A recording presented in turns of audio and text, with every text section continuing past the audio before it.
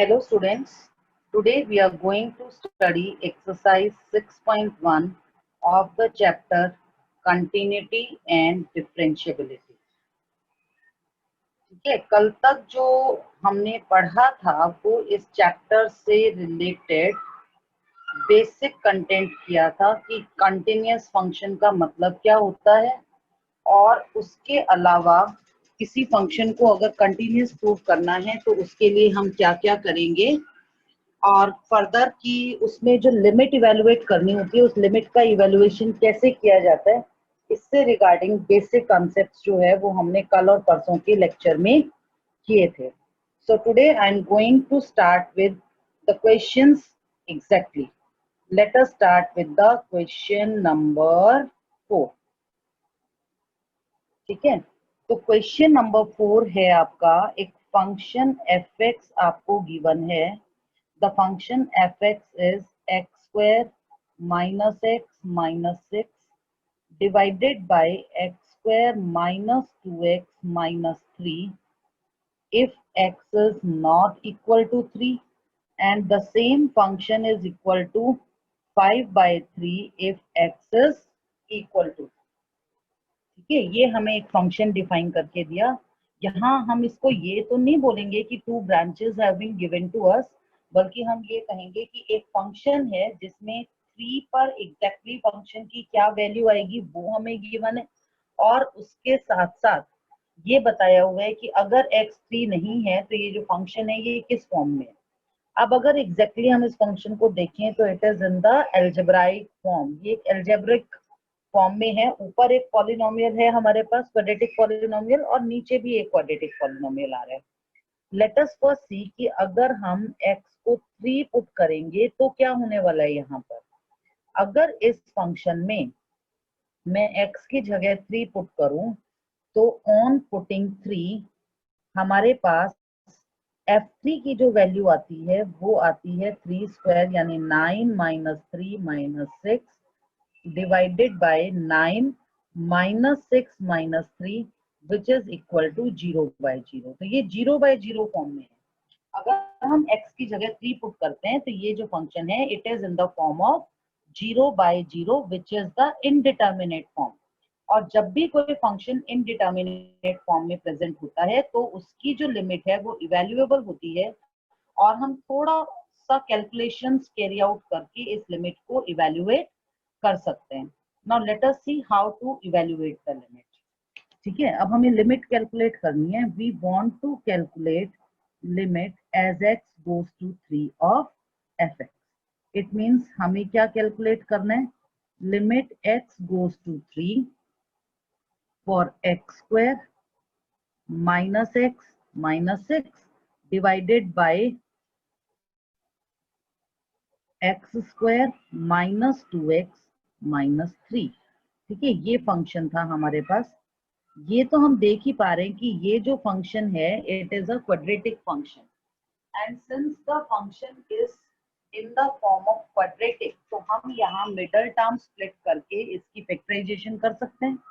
तो अगर हम इसका मिडल टर्म स्प्लिट करते हैं तो हमारे पास फैक्टर्स आते हैं x minus 3 into x plus 2. ये तो न्यूमरेटर में आ जाते हैं फैक्टर्स, और डिनोमिनेटर के फैक्टर्स बनाएं तो हमें मिलता है x minus 3 into x plus 1. यहाँ आप देख सकते हो कि x माइनस 3 एक्स माइनस 3 से कैंसिल हो गया. एग्जैक्टली जो 0 बाय 0 फॉर्म आ रहा था ना, वो 0 बाय 0 फॉर्म इस x माइनस 3 के कारण ही आ रहा था, क्योंकि जब आप x को 3 पुट करोगे तो ऑब्वियसली x माइनस 3 बनेगा 0, और x माइनस 3 0 बनेगा तो न्यूमरेटर भी 0 बन जाएगा और डिनोमिनेटर भी 0 बन जाएगा. तो ये 0 बाय 0 फॉर्म जो थी वो इसी की वजह से थी. ये x माइनस 3 कैंसिल हो गया, और अब अगर हम x की जगह 3 पुट करते हैं तो हमारे पास आता है 3 plus 2 divided by 3 plus 1 which is equal to 5 by 4. तो यहाँ पर जो फंक्शन की लिमिट है जब x 3 की तरफ जाता है तो लिमिट कितनी आ रही है, 5 बाय 4 आ रही है. जबकि इसी क्वेश्चन में बेशक limit x goes to 3 of f(x) 5 by 4 के इक्वल आ रही है, लेकिन अगर हम फंक्शनल वैल्यू देखें ना तो f3 की वैल्यू हमें कितनी गिवन है, वो हमें 5 बाय 3 गिवन है. अब आप जरा दोनों को कंपेयर कर लीजिए। अगर हम कंपेयर करें तो limit x goes to 3 of fx is not equal to f3 in this case. यहाँ जो लिमिट है वो f3 के बराबर नहीं आ रही है, और नहीं आने का मतलब क्या हो गया, the function is not continuous. ठीक है, ये फंक्शन कंटिन्यूअस नहीं है एट x इक्वल टू 3। इसका मतलब ये कैसा फंक्शन हो गया बेटा, this function is discontinuous function. अब यहाँ पर एक बात उठती है कि ये डिसकंटिन्यूटी, अगर डिसकंटिन्यूटी है भी तो किस काइंड की डिसकंटिन्यूटी है। अब आप एक चीज ऑब्जर्व करो कि लिमिट की वैल्यू तो आ रही है 5/4, ठीक है, जबकि फंक्शनल वैल्यू आ रही है 5/3। तो एग्जिस्ट तो दोनों ही कर रहे हैं, बस फर्क क्या है कि लिमिट और फंक्शनल वैल्यू इक्वल नहीं है। तो अगर हम इस फंक्शनल वैल्यू को किसी तरह चेंज कर दें, सपोज करो कि हमने डिफाइन कर दिया, रीडिफाइन कर दिया फंक्शन को, और हम कह दें कि fx is equal to 5/4 if x is equal to 3। अगर हम ये डिफाइन कर दें तो इस केस में क्या होगा कि जो लिमिट है x goes to 3 for fx, वो f3 के इक्वल बन जाएगी। इक्वल बन जाएगी तो नेचुरल सी बात है कि हमारा जो फंक्शन है वो कैसा हो जाएगा, कंटिन्यूअस फंक्शन बन जाएगा। ठीक है, और अगर फंक्शन कंटिन्यूअस बन जाएगा तो इसका मतलब क्या हुआ कि here fx can be made continuous. आप fx को यहाँ कंटिन्यूअस बना सकते हो। ठीक है, fx can be made continuous. कैसे कंटिन्यूअस बना सकते हैं हम fx को, हम fx को कंटिन्यूअस बना सकते हैं बाय रीडिफाइनिंग। ठीक है, क्या करना है, हमने रीडिफाइन करना है by redefining fx at x equal to 3 only. सिर्फ x इक्वल टू 3 पर आप फंक्शन को रीडिफाइन कर दो तो आपका ये फंक्शन कंटिन्यूअस बन जाता है। What does it mean? It means it is removable type of discontinuity। ये जो discontinuity है, ये किस टाइप की discontinuity है, ये removable type of discontinuity है, जिसको कि हमने यहाँ अभी अभी डिस्कस किया। इसके साथ आपका जो क्वेश्चन नंबर 4 है वो कंप्लीट हो जाता है। Now let us take one more question. Come to the question number 5. In question number 5, the statement of the question is this one, that this fx is equal to sine 2x divided by sine 3x if x is not equal to 0, and the same quantity is equal to 2 when x is equal to 0। मतलब function की value 0 पर रखने पर तो आएगी 2, लेकिन जब x 0 नहीं है तो यही फंक्शनल वैल्यू जो है ये sin 2x upon sin 3x के बराबर आती है। ठीक है, तो हमें चेक करना है, we need to check whether fx is continuous at x equal to 0 और नॉट। हमें 0 पर कंटिन्यूटी को चेक करना है। अब 0 पर कंटिन्यूटी को चेक करने के लिए सबसे पहले तो हम फंक्शनल वैल्यू को ही लिख लेते हैं। बोर्ड की जो आंसर की होती है ना, उसमें इसको लिखने का भी आधा नंबर होता है, जबकि ये क्वेश्चन में गिवन है। तो जब भी इस तरह का क्वेश्चन आए, सबसे पहले तो आप फंक्शनल वैल्यू को ही पुटअप कर दीजिए। हम किसी भी वैल्यू पॉइंट को क्यों इग्नोर करें। तो ये वैल्यू हमें गिवन है, हम इस वैल्यू को सबसे पहले पुटअप कर देते हैं, तो यहाँ हमारा एटलीस्ट हाफ मार्क तो कंफर्म हो ही जाता है। बाकी का जो है वो चलेगा कैलकुलेशंस के हिसाब से। अब फंक्शनल वैल्यू हमारे पास आ गई। Now we need to calculate what, limit निकालनी है हमें। Limit x goes to 0 of fx। तो ये लिमिट अगर हम देखें तो it should be equal to limit x goes to 0 for sin 2x divided by sin 3x। अब अगर इस क्वेश्चन को आप ध्यान से देखें तो बेटा आप ये देखिए, ऊपर भी एक ट्रिग्नोमेट्रिक क्वांटिटी है, नीचे भी ट्रिग्नोमेट्रिक क्वांटिटी है। अगर आप x की जगह 0 पुट करोगे, you are going to get which form, you are going to get 0/0 form, and this 0/0 form is known as indeterminate form। x की जगह 0 रखने पर 0/0 फॉर्म आती है, indeterminate फॉर्म आती है। इट मीन्स कि ये लिमिट भी इवैल्यूएबल है, हम इवैल्यूएट करेंगे इसे तो इसकी भी वैल्यू हमारे पास आ जाएगी। अब इसे इवैल्यूएट करने के लिए हमें क्या करना पड़ेगा, अब साइन फंक्शन है, आपको मैंने बताया था ट्रिग्नोमेट्रिक फंक्शंस में जब भी कभी हम साइन के रेशियो से डील करते हैं ना, तो एक लिमिट आती है हमारे पास sin x अपॉन x।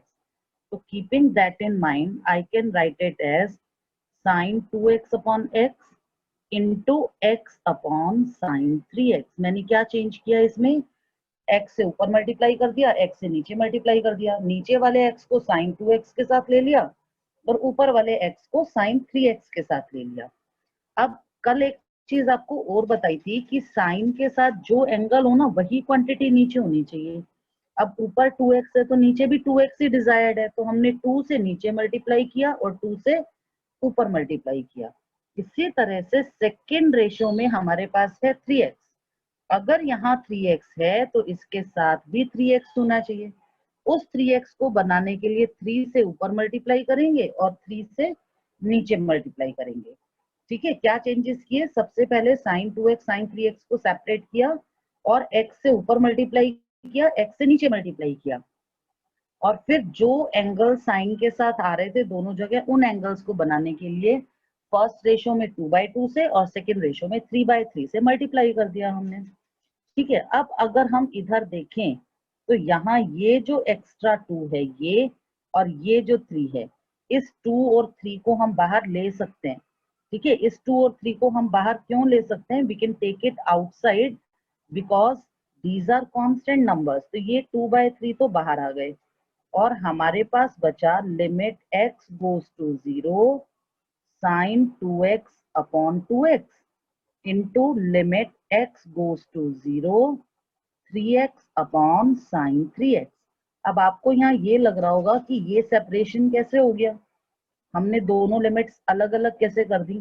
तो कल के लेक्चर में मैंने आपको बताया था कि अगर हम f इंटू जी की लिमिट ले रहे हैं कभी भी x गोज टू a, हम लिमिट इवेलुएट कर रहे हैं f इंटू जी के लिए, तो we can write it as limit of fx as x goes to a into limit of gx again as x goes to a। ये separation किया जा सकता है, इसी के बेसिस पर मैंने इसे अलग अलग कर दिया।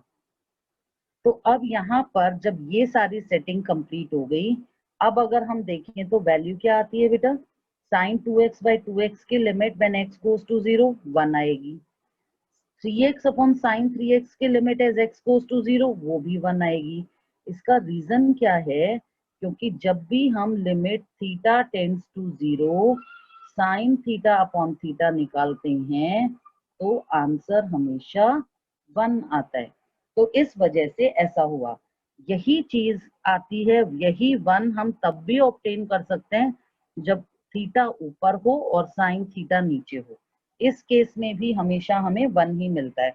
तो इन दोनों फॉर्मूलों के बेसिस पर यहाँ पर जब हमने इवेल्युएशन की, जब हमने लिमिट निकाली, तो लिमिट हमारे पास किसके बराबर आ गई, the limit comes out to be 2/3। Limit की वैल्यू आ गई 2/3, जबकि इसी क्वेश्चन में हमने शुरुआत में ही देखा था कि x को अगर हम 0 पुट करते हैं ना तो फंक्शनल वैल्यू कितनी आ रही है, फंक्शनल वैल्यू बाय इक्वेशन 1 2 के बराबर आ रही है। अब ये 2/3 और ये 2, व्हाट डज इट मीन, इसका मतलब ये हो गया कि limit of fx as x goes to 2 is equal to f of is not equal to f of 0. It is not x goes to 2, it is x goes to 0. So limit of fx when x goes to 0 is not equal to f0. Limits equal नहीं है, इसका मतलब क्या हो गया, the function is not continuous. ये function भी continuous नहीं है एट x इक्वल टू 0। इसका मतलब ये भी फंक्शन कंटिन्यूअस नहीं है। ठीक है, again what kind of discontinuity is it, अगला क्वेश्चन तो यही निकलता है ना कि ये किस तरह की डिसकंटिन्यूटी आई। अब यहाँ पर limit F X as X goes to 0 exist करती है, ठीक है, ये भी एग्जिस्ट कर रहा है।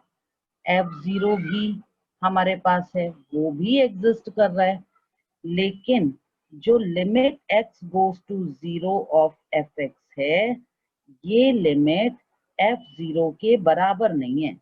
एग्जिस्टेंस तो दोनों की है, एग्जिस्टेंस दोनों की है, लेकिन वैल्यूज इक्वल नहीं है। इसका मतलब ये किस तरह की डिसकंटिन्यूटी है? It is again a discontinuity of removable type. तो ये भी रिमूवेबल टाइप की डिसकंटिन्यूटी है जो इस फंक्शन में है। अगर हम यहाँ f0 को रीडिफाइन कर दें, हम चेंज करके f0 को वही ले आए जो आंसर हमारे पास लिमिट का आया, अगर हम ऐसा कर दें तो इसे कंटिन्यूअस बनाया जा सकता है। This question is again an example of removable type of discontinuity. Now let us come to the next point. अब आप एक चीज ऑब्जर्व करो, चाहे क्वेश्चन नंबर 4 था या क्वेश्चन नंबर 5 था, मैंने दो क्वेश्चंस आपके साथ डिस्कस किए। हमने यहाँ LHL या RHL की कैलकुलेशन नहीं की।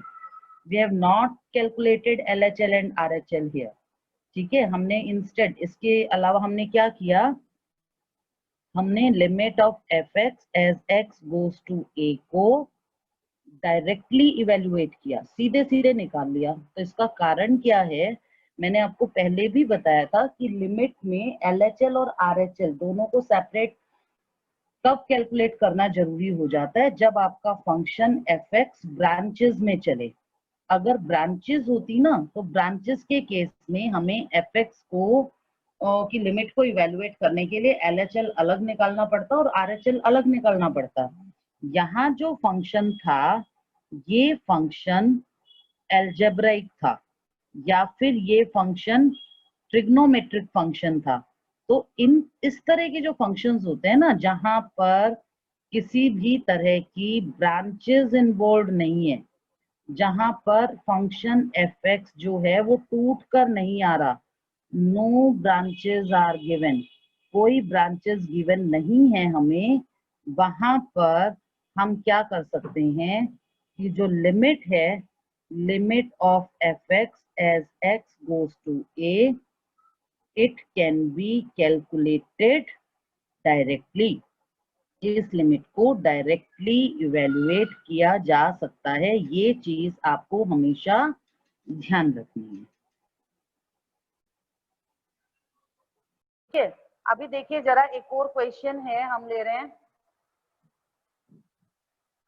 fx is equal to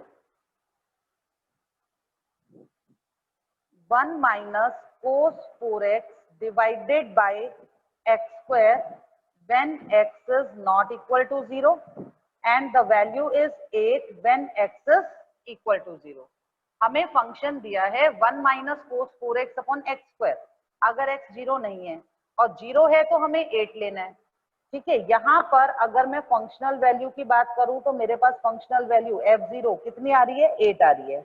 f0 की वैल्यू तो 8 हो गई। This is our equation number 1। ठीक है, now let us calculate limit of fx as x goes to 0। अब लिमिट निकालेंगे तो limit as x goes to 0 हमें किसकी लेनी है? 1 minus cos 4x upon x square. ठीक है, इसकी लिमिट निकालनी है।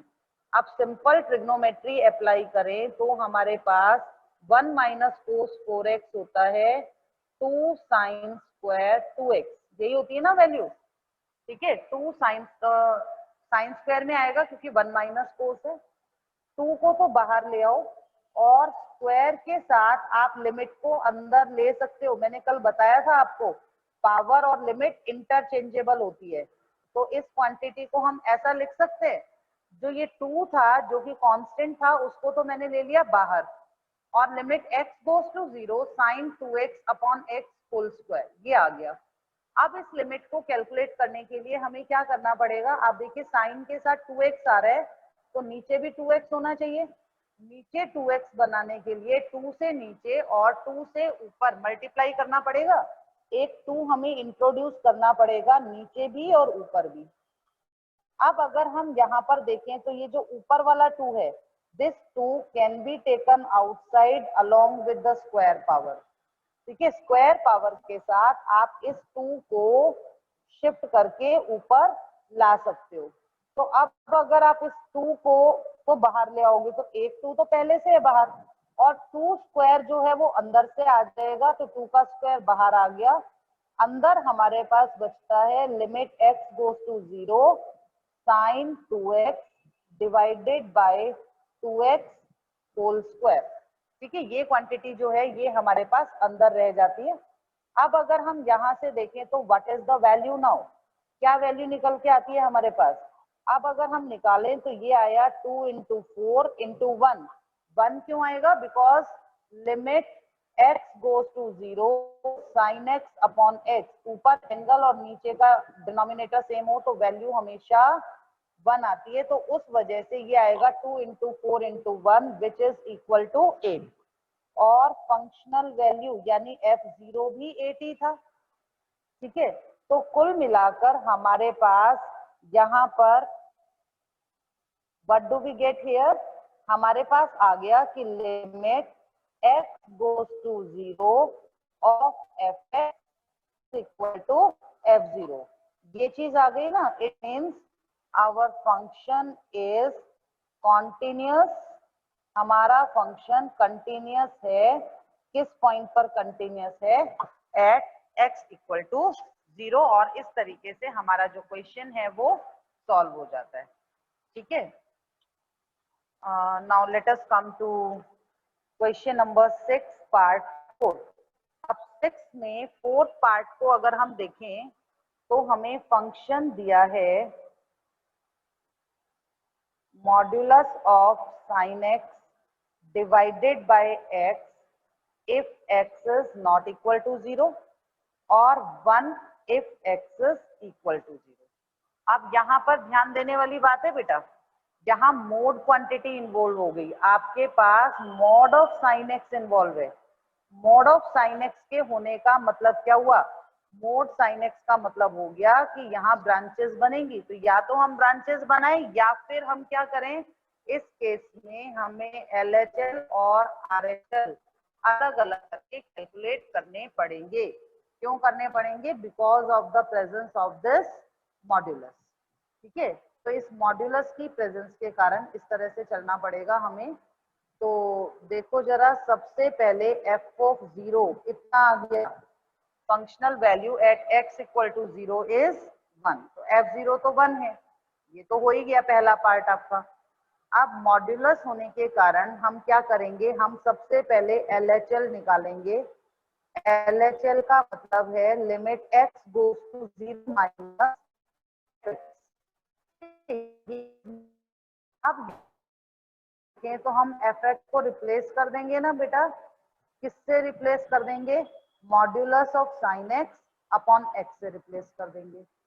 अब आपको मैंने बताया था कि LHL निकालने का प्रोसीजर क्या होता है, आप x की जगह 0 माइनस h, क्योंकि 0 माइनस है तो आप x की जगह 0 माइनस h पुट कर देंगे, न्यूमरेटर में भी कर देंगे और डिनोमिनेटर में भी कर देंगे। और जब आपका x 0 की तरफ जाएगा तो आपका h जो है वो किसकी तरफ शिफ्ट करेगा, वो भी 0 की तरफ शिफ्ट करेगा।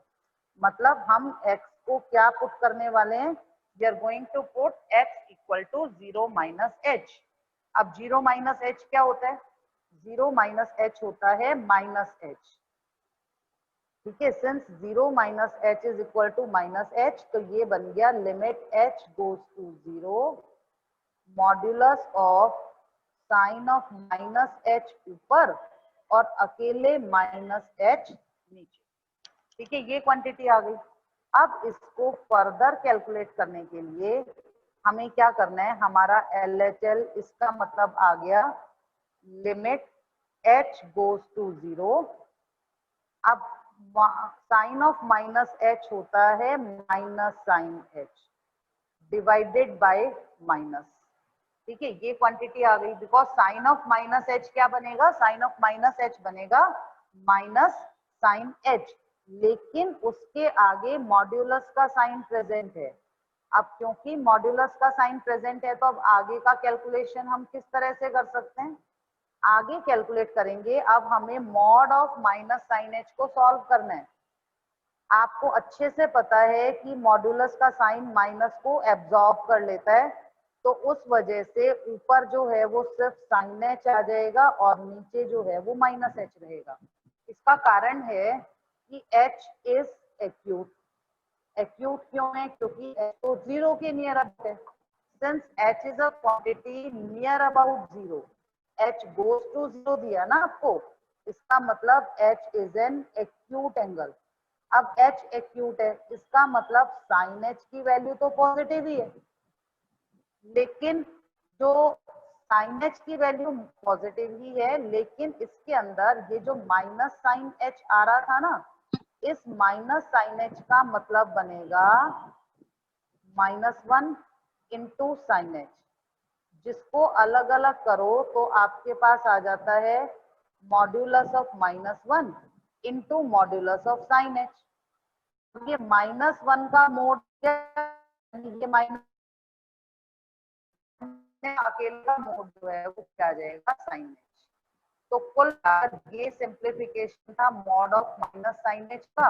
अब अगर आप इस लिमिट को कैलकुलेट तो वैल्यू जो लाइन है ना, ये तो बाहर आ जाएगा -1, और साइन एच अपॉन एच की लिमिट होती है 1, सो योर आंसर इज -1।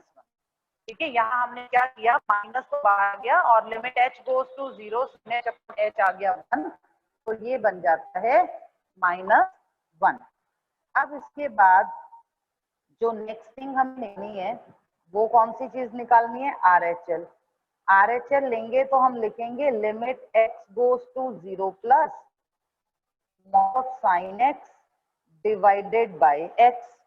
अब यहाँ पर जब हम कैलकुलेशन करेंगे तो we shall say it is limit h goes to 0 mod of sine 0 plus h यानी sine h divided by 0 plus h यानी h।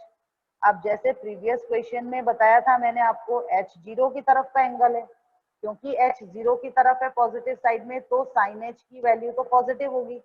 क्योंकि साइन h की वैल्यू पॉजिटिव है तो मॉड ऑफ साइन h ही बनेगा, डिवाइडेड बाय h आ रहा है, तो क्या वैल्यू आई यहाँ पर, 1 आ गया।